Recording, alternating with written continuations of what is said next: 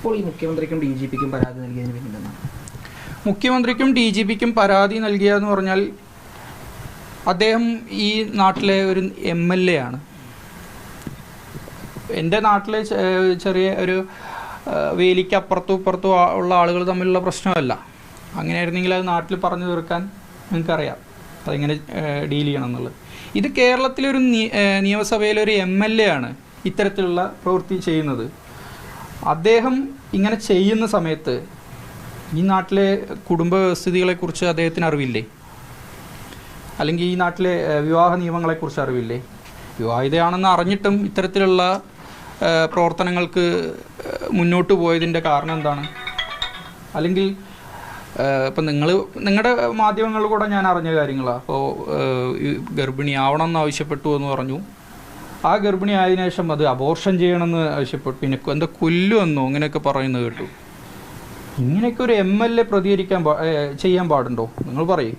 ജനങ്ങളെ സേവിക്കാനും ഈ വരുന്ന 5 വർഷത്ത് വികസന പ്രവർത്തനങ്ങൾ നടത്താനും നിയമനിർമ്മാണം നടത്താനും ഈ നാട്ടിലെ, അതായത് നിയമസഭയിലെ നിയമനിർമ്മാണത്തിൽ പങ്കാളിയും അതിൻ്റെ അന്തസ്സത്ത കാത്തു സൂക്ഷിക്കേണ്ട ഒരു വ്യക്തിയും കൂടിയാണ് ആര്?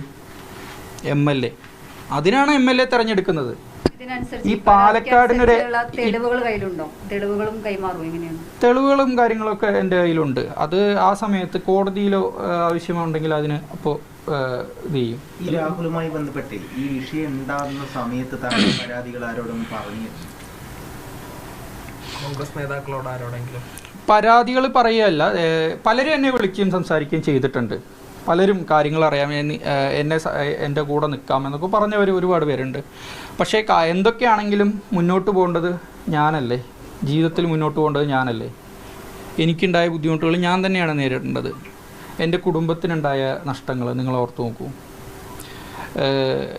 നമ്മളൊക്കെ ജീവിതത്തിൽ സ്വാഭാവികമാണ്, നമ്മൾ പലർക്കും ഡിവോഴ്സും, ഈ നാട്ടിൽ പലർക്കും ഡിവോഴ്സും മറ്റു കാര്യങ്ങളൊക്കെ ഉണ്ട്. പക്ഷേ കേരളത്തിലൊരു MLA ഒരാളുടെ കുടുംബത്തിനോട് ചെയ്യുന്ന ഇത്തരത്തിലുള്ള നീചമായ പ്രവർത്തികൾ ഒരിക്കലും അംഗീകരിക്കാൻ കഴിയില്ല. ഈ മിസ്റ്റർ ഹസ്ബൻഡിനോട് എനിക്ക് ചോദിക്കാനുള്ളത്, MLA ചെയ്ത കാര്യങ്ങൾ ഒരിക്കലും അംഗീകരിക്കാൻ കഴിയില്ല എന്നാണ് പറയുന്നത്. ഈ നിങ്ങളുടെ ഭാര്യ ചെയ്ത കാര്യങ്ങളെ നിങ്ങൾക്ക് അംഗീകരിക്കാൻ കഴിയുമോ എന്നുള്ളതാണ് എൻ്റെ ചോദ്യം എന്ന് പറയുന്നത്. വളരെ ഒരു കോമൺ സെൻസിന്റെ പുറത്തു നിന്നുള്ള കൊണ്ടുള്ള ചോദ്യമാണ്.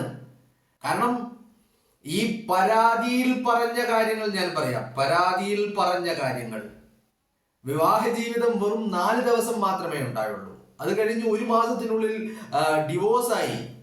ഇത് പറഞ്ഞുകൊണ്ടാണ് രാഹുലിന്റെ അടുത്തേക്ക് എത്തുന്നത്.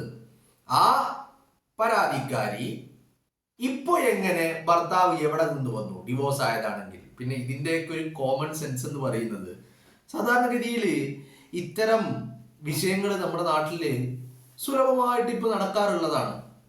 ഈ കേസുകളിലൊക്കെ സാധാരണ ഭർത്താവിനെ ഉപേക്ഷിച്ച് ഇറങ്ങിപ്പോകുന്ന സ്ത്രീകൾ, അല്ലെങ്കിൽ ഭാര്യയെ ഉപേക്ഷിച്ച് ഇറങ്ങിപ്പോകുന്ന സ്ത്രീകൾ, അതൊക്കെ പോയി അതവിടെ തീരലാണ് പതിവ്. പിന്നെ അതിന്റെ പുറത്ത് ഇപ്പോ ഒരു ഭർത്താവ് അല്ലെങ്കിൽ ഭാര്യ തന്നെ ഉപേക്ഷിച്ച് കാമുകന്റെ കൂടെ പോയി എന്ന് പറഞ്ഞ് ഒരു ഭർത്താവും പരാതി കൊടുക്കാറില്ല, ഡിവോഴ്സിന് പെറ്റീഷൻ കൊടുക്കാറുണ്ട്, അതവിടെ തീരാറുണ്ട്. ഇത് എന്താണ് എന്നുള്ളതാണ് എനിക്ക് മനസ്സിലാവാത്തത്. പിന്നെ തെരഞ്ഞെടുപ്പൊക്കെ വരില്ലേ, 2026 നിയമസഭാ തെരഞ്ഞെടുപ്പും പാലക്കാട് രാഹുൽ മാങ്കൂട്ടൻ തന്നെ സ്ഥാനാർത്ഥിയാകുമെന്നുള്ള വാർത്തകളും ഒക്കെ പുറത്തേക്ക് വരുമ്പോൾ ഇത്തരത്തിൽ പല പരാതികളും പുറത്തേക്ക് വരും, അല്ലെങ്കിൽ ഇനിയും പരാതികൾ വരും എന്നൊക്കെയുള്ളത് നമുക്ക് മനസ്സിലാക്കാൻ കഴിയും. സാറില്ല, നിങ്ങൾ പരാതി കൊടുത്തോളൂ കേട്ടോ, കുഴപ്പമില്ല. അപ്പോ അതിലൊന്നും ഒരു തർക്കവും ഇല്ല.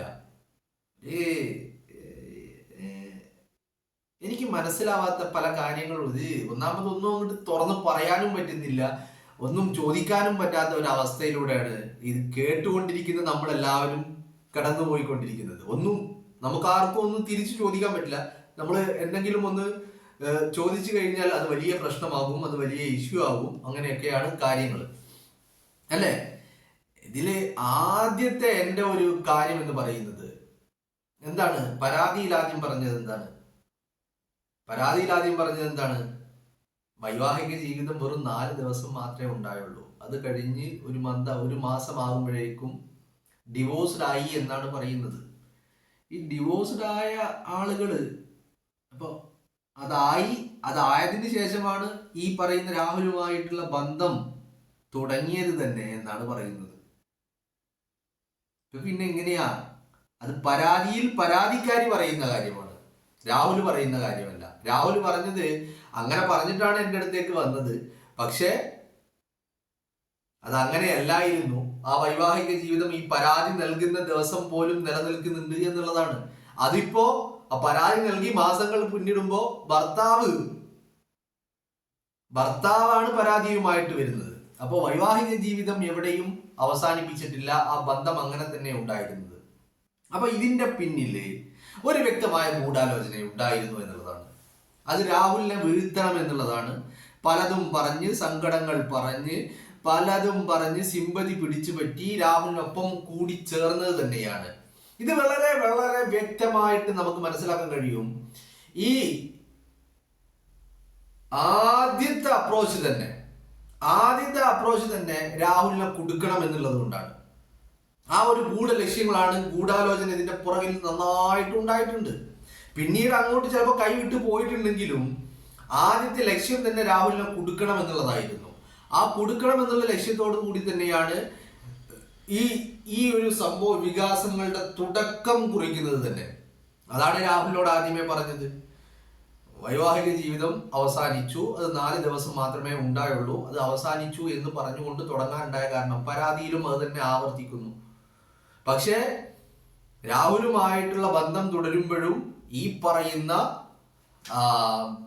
കുടുംബജീവിതം, ഭർത്താവ് എന്നൊക്കെ പറയുന്നത് അവിടെ ഉണ്ടായിരുന്നു എന്നുള്ളതാണ്. അതിന് വാല്യൂ ഉണ്ടോ ഇല്ലേ എന്നുള്ളത് മറ്റൊരു വശമാണ്. മനസ്സിലായില്ലേ? അതിന് വാല്യൂ ഉണ്ടോ ഇല്ലേ എന്നുള്ളത് മറ്റൊരു വശമാണ്. അപ്പോ അങ്ങനെയായിരുന്നു കാര്യങ്ങൾ ഉണ്ടായിരുന്നത്. അപ്പൊ ഇതിന്റെ പുറകിലുള്ള ഗൂഢാലോചന വളരെ വ്യക്തമാണ്. കാരണം രാഹുലിനെ വീഴ്ത്തണമെങ്കിൽ എന്താണെന്ന് ലഭിക്കുക? അപ്പോ ഒരു ട്രാപ്പ് സെറ്റ് ചെയ്തു. വളരെ വ്യക്തമായ പ്ലാനുകളോടുകൂടി മുന്നോട്ട് പോയി. അത് വളരെ വെൽ പ്ലാനഡ് ആയിരുന്നു. അതിന്റെ അടിസ്ഥാനത്തിൽ ആദ്യം മുതലേ ഉള്ള എല്ലാ കാര്യങ്ങളും വളരെ സൂക്ഷിച്ച് കൃത്യതയോടുകൂടി റെക്കോർഡ് ചെയ്ത് സൂക്ഷിച്ച് എടുത്ത് മാറ്റി വെച്ചു. എല്ലാം വളരെ വ്യക്തമാണ്. ഇനി ഇതിലൊരു പറയാനുള്ളത്, ഇപ്പോ ഇങ്ങനെ ഒരു പരാതി DGPക്ക് മുമ്പിലോ ആരുടെ മുമ്പിലോ വരട്ടെ, ആ പരാതി വന്നത് അത് കോടതിയിൽ രാഹുലിന് കാര്യങ്ങൾ കൂടുതൽ എളുപ്പമാക്കുമെന്നുള്ളതാണ്. കാരണം മുഖ്യമന്ത്രിക്ക് മുന്നിലെത്തിയ പരാതിയിൽ ആദ്യം തന്നെ പറഞ്ഞ കാര്യം എന്ന് പറയുന്നത് വിവാഹിതയായിരുന്നു, 4 ദിവസം മാത്രമേ വിവാഹ ജീവിതം ഉണ്ടായുള്ളൂ, അത് കഴിഞ്ഞ് ഒരു മാസം കഴിഞ്ഞപ്പോൾ വിവാഹ ജീവിതം അവസാനിപ്പിച്ചു, ഡിവോഴ്സായി, ബന്ധം പിരിഞ്ഞു എന്നാണ് പറയുന്നത്. അത് അങ്ങനെയല്ല എന്ന് ഇപ്പോ ഈ ഭർത്താവിന്റെ പരാതി വരുമ്പോ ഭർത്താവ് തന്നെ സമ്മതിക്കുക. ഇത് രാഹുലും സെഷൻസ് കോടതിയിൽ മുൻകൂർ ജാമ്യാപേക്ഷ ഫയൽ ചെയ്ത സമയത്ത് സെഷൻസ് കോടതിയിൽ ഇങ്ങനെയാണ്, ആ വിവാഹ ബന്ധം വേർപെടുത്തിയിട്ടില്ല, തന്നെ പറ്റിച്ചതാണ് എന്നുള്ള കാര്യം തെളിയിക്കാനുള്ള എല്ലാ കാര്യങ്ങളും രാഹുൽ സെഷൻസ് കോടതിയിൽ തെളിവുകളാക്കിയിട്ട് പെൺഡ്രൈവിലാക്കിയിട്ട് നൽകിയിട്ടുണ്ട്. അപ്പോ ഈ പരാതിയുടെ നിലനിൽപ്പിനെ തന്നെ ചോദ്യം ചെയ്യുന്ന ഘട്ടത്തിലേക്കാണ് ഈ കാര്യങ്ങൾ ഇപ്പോൾ കടന്നു പോകുന്നത്. ഈ പരാതി ഇപ്പോ വന്നത് അത് രാഹുലിന് കൂടുതൽ കുരുക്കല്ല ആവുന്നത്. രാഹുൽ പറയുന്ന കാര്യങ്ങളെ സാധൂകരിക്കുന്ന വാക്കുകളാണ് അതിജീവിതയുടെ ഭർത്താവ് നൽകിക്കൊണ്ടിരിക്കുന്നത്. രാഹുൽ പറയുന്ന കാര്യങ്ങള്, രാഹുൽ മുന്നോട്ട് വെച്ച കാര്യങ്ങള്, രാഹുൽ കോടതിയിൽ പറഞ്ഞ കാര്യങ്ങള് ഒക്കെ സാധൂകരിക്കുന്ന ഒരു സാക്ഷിയായിട്ട് ഈ കേസിൽ ഈ പരാതിക്കാരൻ എന്ന് പറയുന്ന ആള് സാക്ഷിയായി മാറാനുള്ള സാധ്യതകളാണ് ഇപ്പോ നിയമവിദഗ്ധർ ചൂണ്ടിക്കാണിച്ചുകൊണ്ടിരിക്കുന്നത്. അപ്പോ അങ്ങനെ അത് വരുമ്പോ മറ്റൊരു കാര്യം കൂടി, ഈ ഗൂഢാലോചന നമുക്ക് വളരെ കൃത്യമായി വെളിവാകുന്നുമുണ്ട്.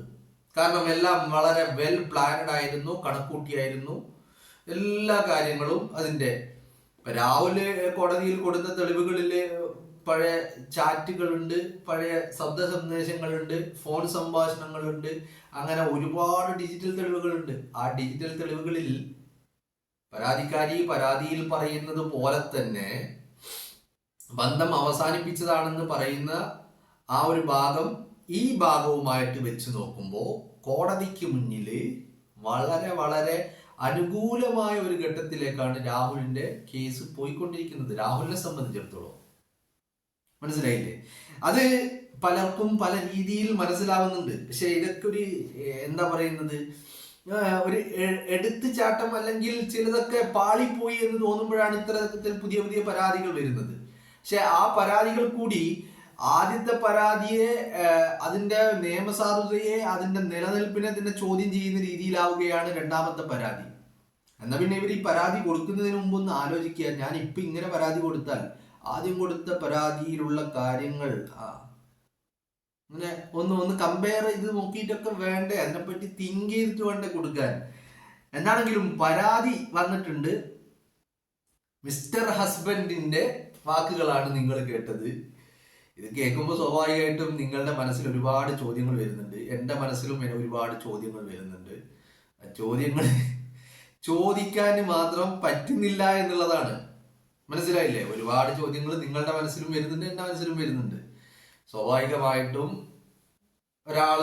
ഒരാൾ ഇത്തരത്തിൽ ഇറങ്ങി പുറപ്പെടുമ്പോ അയാൾ കൂടി ഇതിൽ പങ്കാളിയാവില്ലേ എന്നുള്ളൊരു മറു ചോദ്യം നമുക്ക് എല്ലാവർക്കും ചോദിക്കാൻ കഴിയും. സ്വാഭാവികമായിട്ടും അങ്ങനെയാണല്ലോ. അപ്പോ അങ്ങനെയാണ് കാര്യങ്ങള്. പിന്നെ ഈ നമ്മളെ തലക്കെട്ടുകള്, ചാനലുകളിലെ തലക്കെട്ടുകളും അവരുടെ സ്റ്റോറികളൊന്നും അത് കോടതിക്ക് പരിഗണനാ വിഷയമല്ല, കേരളത്തിലെ പൊതുജനത്തിനും പരിഗണനാ വിഷയമല്ല. എന്താണെങ്കിലും ഒരു ട്രാപ്പ്, അത് രാഹുലിനെ ലക്ഷ്യം വെച്ചുകൊണ്ടുള്ള ഒരു കെണി, അത് വളരെ കൃത്യമായി പ്ലാനുകളോടുകൂടി തയ്യാറാക്കിയതാണ് എന്നുള്ള കാര്യത്തിൽ നമുക്കാർക്കും ഒരു തർക്കമില്ല. അത് പല കാരണങ്ങളുണ്ട്. എസ്പെഷ്യലി രാഹുൽ മാങ്കൂട്ടം പാലക്കാട് ഉണ്ടാവരുത് എന്ന് കരുതുന്ന ഒരുപാട്, ആഗ്രഹിക്കുന്ന ഒരുപാട് പല പരിശ്രമങ്ങൾ, ഒന്നല്ല രണ്ടല്ല, പല പരിശ്രമങ്ങൾ ഇതിന് പുറകെയുണ്ട്. പിന്നെ ഈ പറയുന്ന ഏറ്റവും ഒടുവിലായിട്ട് എല്ലാവരും പറയുന്ന ധാർമ്മികത.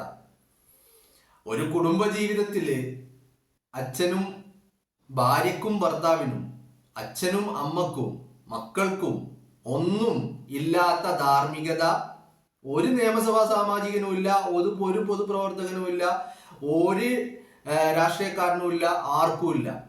ധാർമ്മികത എന്ന് പറയുന്നത് ഒരു മനുഷ്യനുള്ളതാണ്. ആ മനുഷ്യൻ എല്ലാവരും ഈ ധാർമ്മികത കീപ്പ് ചെയ്യാൻ ബാധ്യസ്ഥരാണ്.